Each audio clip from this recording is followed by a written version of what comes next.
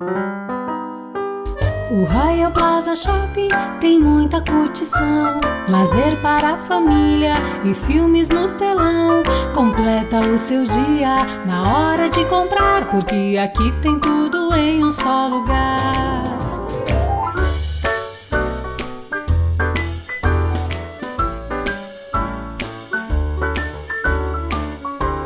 O Royal Plaza Shopping é completo com você.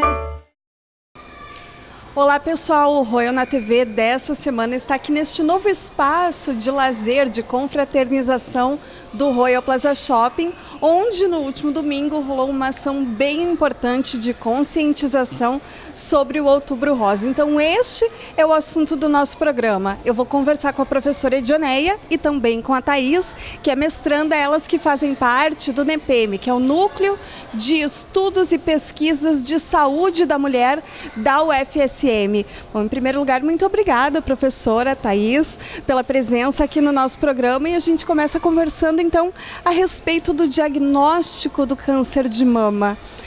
Será que é preciso esperar que os primeiros sintomas apareçam, e que sintomas são esses que devem nos levar até o médico, até o ginecologista, até um programa de saúde?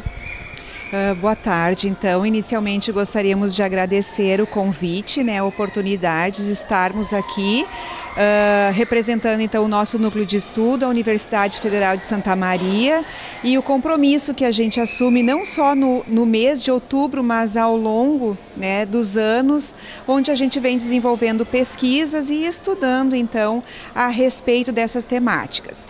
Deixando bem claro que a nossa formação é a fisioterapia, então nós trabalhamos diretamente com o processo de reabilitação destes pacientes que passam então pelo tratamento do câncer de mama e também pelos demais tipos de câncer, já que o NEPESM tem um braço do seu estudo, o câncer, o processo da oncologia como um todo, Então, alusivo ao Outubro Rosa, então como a temática é inicialmente o câncer de mama, eu já trago a Thaís aqui como minha mestranda, ela é a minha orientanda de mestrado, vem desenvolvendo estudos e pesquisas junto conosco desde a graduação, que também vem contribuir então com a orientação.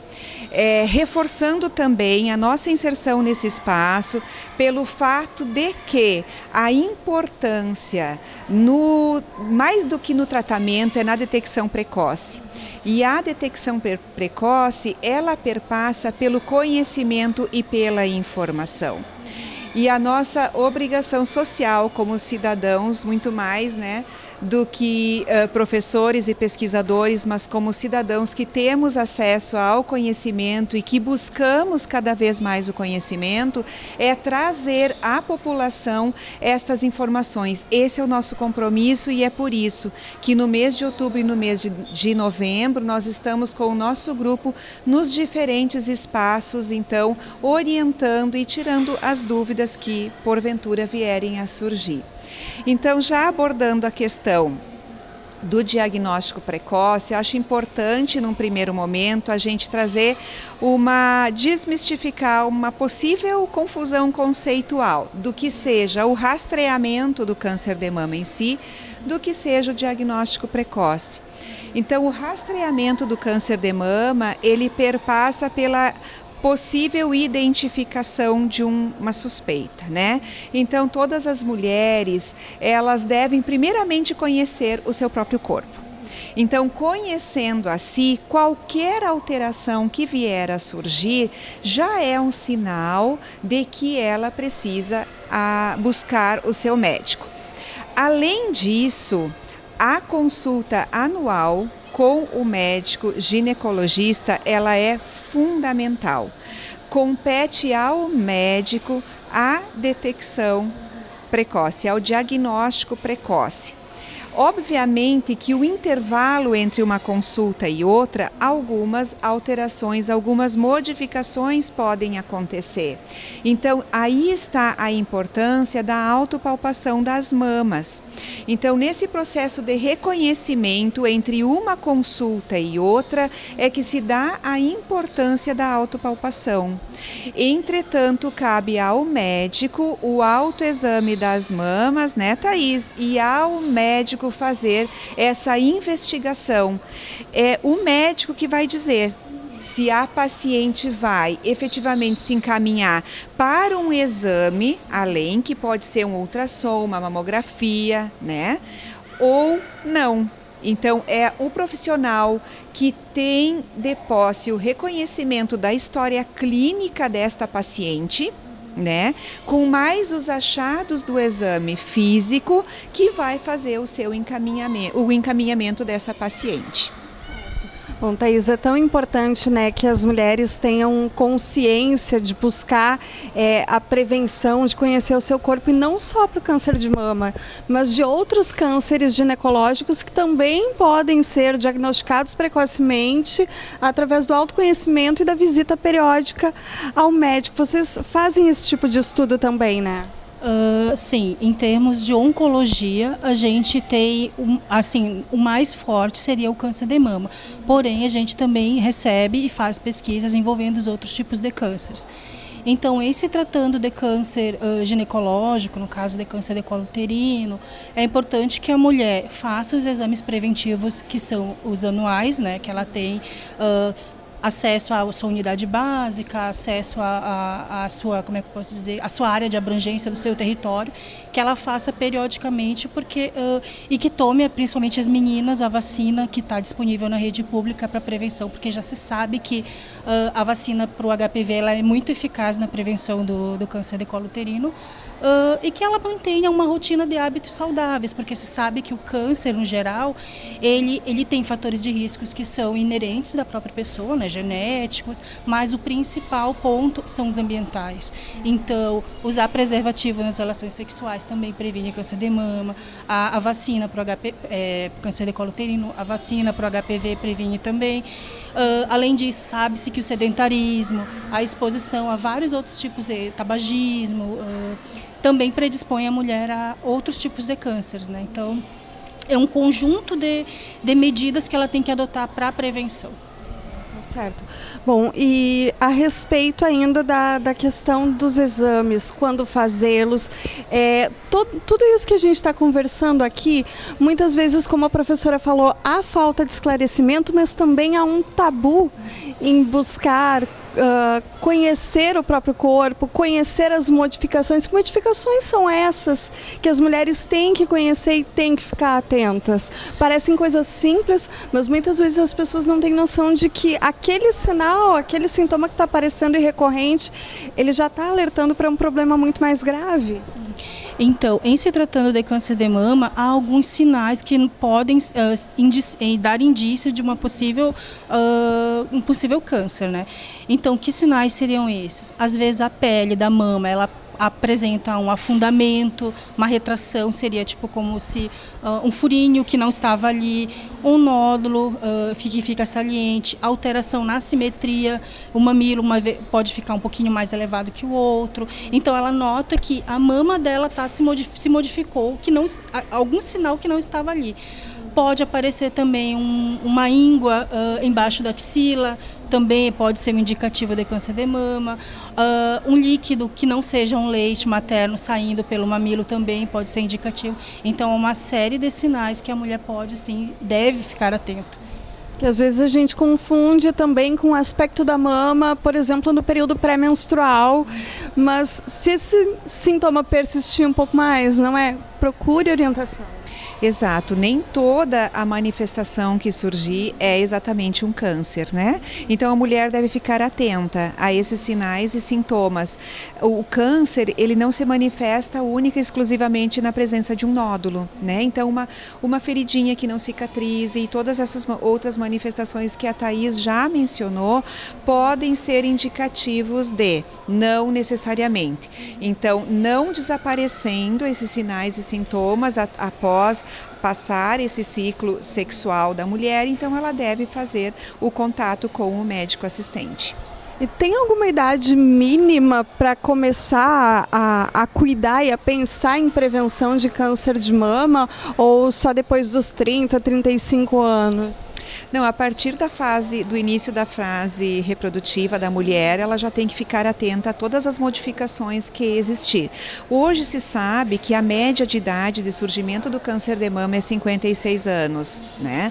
Mas cada vez mais as pesquisas têm mostrado que o câncer de mama também pode surgir em mulheres jovens, né, em idade reprodutiva. Então, a mulher sempre deve estar atenta a toda a alteração que puder existir.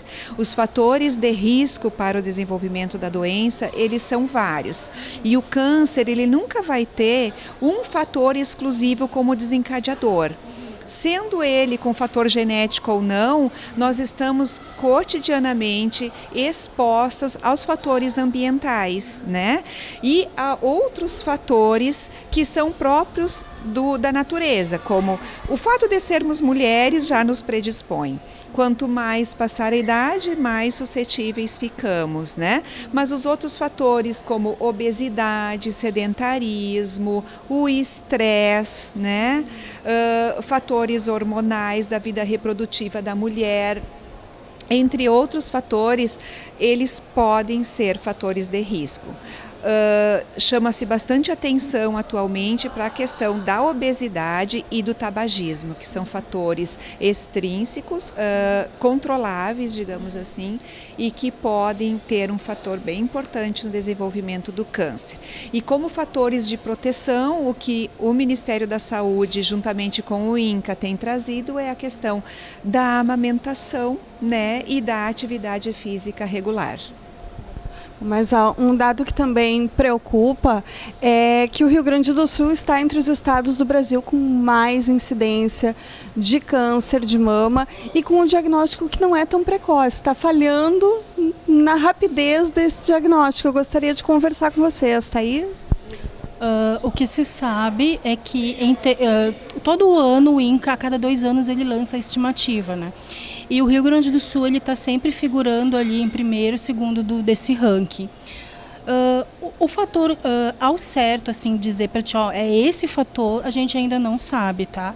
Porém, há vários fatores que podem contribuir, sim. Por exemplo, a gente sabe que a questão alimentar no Rio Grande do Sul, pelo excesso de carne, de churrasco, pode ser um fator aditivo, mas assim, com 100% a gente não tem como dizer o fator determinante para esse topo do ranking, sabe? O que a gente sabe é que diagnóstico precoce é fundamental para reverter esse placar, né? Agora eu gostaria de conversar para a gente já se encaminhar para o final da entrevista sobre mitos e verdades a respeito do tratamento, né? Receber o diagnóstico de um câncer nunca é fácil. Passa-se milhões de coisas pela cabeça da mulher, enfim, mexe com a autoestima, mexe com a autoimagem, mexe com o temor da morte, mas, em primeiro lugar, se a gente está aqui conversando sobre Outubro Rosa é porque câncer de mama tem sim cura, né? Tem um prognóstico positivo quando tratado adequadamente. Então eu gostaria de conversar com você sobre isso, sobre os mitos e as verdades que envolvem o tratamento. Então, uma verdade é, quanto mais cedo diagnosticado esse câncer, maiores são as estimativas de cura, né? O fato é que o Rio Grande do Sul desponta, então, nessa estimativa alarmante, só perde para o estado do Rio de Janeiro, né? Mas que, se detectado precocemente, tem cura. Em relação ao tratamento, sempre vai envolver, a ideia inicial é sempre envolver a ressecção total do tumor, e isso envolveria então o procedimento cirúrgico. Se esse vai ser o tratamento de primeira escolha ou não, está na dependência do estadiamento desse tumor. Então o tamanho do tumor relativamente em paralelo ao tamanho da mama dessa mulher, ao estadiamento, se esse tumor ele está localizado ou se ele já avançou para o nível axilar ou para algum outro órgão, né? E seguido da cirurgia, se faria então uma sequência de quimioterapia, radioterapia e hormonioterapia, quando for o caso. Em alguns tumores, quando em estágio avançado, a quimioterapia vem antes do procedimento cirúrgico. Então, nesse caso, a quimioterapia ela é utilizada para reduzir o tamanho do tumor e aumentar as chances de ressecção total desse tumor, preservando o máximo de tecido mamário possível. Hoje, as cirurgias elas estão cada vez mais conservadoras e a mulher, a partir de uma lei instituída no Brasil em 2012, ela tem o direito garantido à reconstituição imediata da sua mama. Essa reconstituição, quando com condições clínicas favoráveis, pode ser feito imediatamente a retirada da mama ou posteriormente, quando a paciente adquirir condições clínicas favoráveis para tal. Bom, eu gostaria de finalizar então sabendo de vocês a respeito do trabalho, das pesquisas mesmos, com as mulheres que venceram essa batalha, né, com essas guerreiras que nós celebramos a vida nesse Outubro Rosa, né? O que se sabe, o que se tem de aprendizado delas e com elas? Nossa, essa pergunta é bem difícil porque, na verdade, a cada atendimento que a gente vai e executa com as pacientes, a gente aprende muito com elas. Não somos nós que ensinamos, na verdade, a gente aprende demais, assim, cada uma traz a sua história de vida, a sua história de superação. E nós temos a honra de poder acompanhar todo esse processo e, ao mesmo tempo, dar a ela melhorar essa funcionalidade dela, porque às vezes o próprio tratamento oncológico ele traz muitas repercussões para elas. Então, na fisioterapia a gente procura minimizar essas sequelas. Além disso, também a gente não é só a questão do às vezes, quando a gente não consegue trazer a funcionalidade plena para ela, a gente consegue, principalmente nos cuidados paliativos, fornecer uma qualidade de vida, sabe? Então, a gente tem de todos os tipos de pacientes, né? A gente tem aqueles pacientes que estão muito bem, aqueles que estão em cuidados paliativos, então a gente acaba atendendo todos esses pacientes. Muito obrigada pela presença de vocês aqui no Royal na TV. Foi uma entrevista doce e esclarecedora, como tem que ser o Outubro Rosa. Você que nos assiste, mulherada, né, homens também, não deixem de incentivar as mulheres da vida de vocês a se cuidarem, a irem ao ginecologista, ao mastologista, a todo profissional que cuida da nossa saúde. Não só em outubro, em todos os meses do ano, tá certo? Muito obrigada. O Royal Plaza Shopping tem muita curtição, lazer para a família e filmes no telão. Completa o seu dia na hora de comprar, porque aqui tem tudo em um só lugar.